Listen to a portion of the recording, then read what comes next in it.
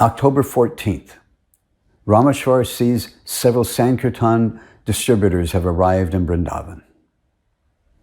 Around this date, give or take a day or so, Ramesvar sees 2 Sankirtan distributors show up in Vrndaban.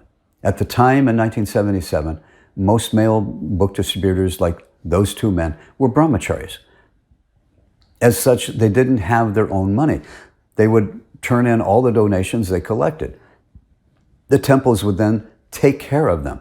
Those who distribute a good number of books, the temples would send them to India for the Gorpanim festival every year. But this wasn't Gorpanim.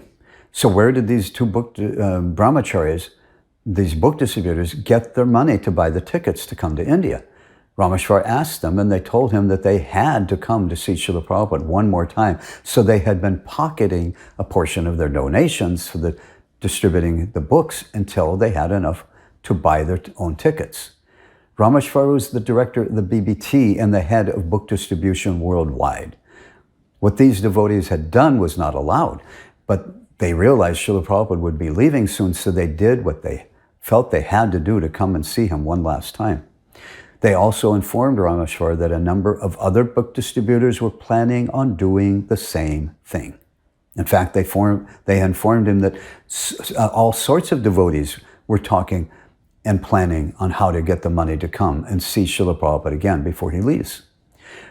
Ramesvar told me all about this later, at the end of November, and that's how I know about all of this.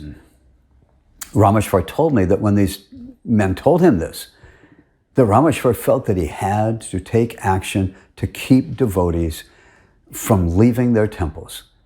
In 1977, the vast majority of temples' income came from the sales of Srila Prabhupada's books.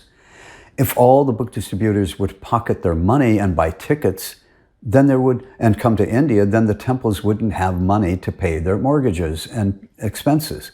Most temples at that time still had mortgage payments.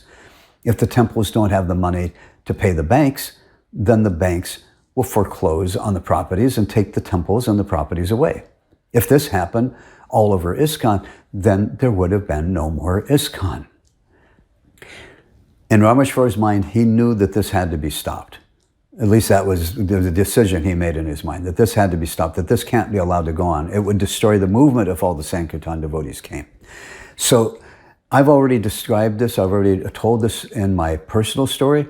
However, there I told about the main event that it is leading up to from my own perspective, as it affected me personally.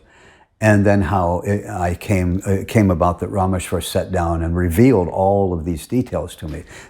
You know, that is all, I explained all that in my personal story, but here in the timeline section, I will give a list of events as they occurred in the chronological order.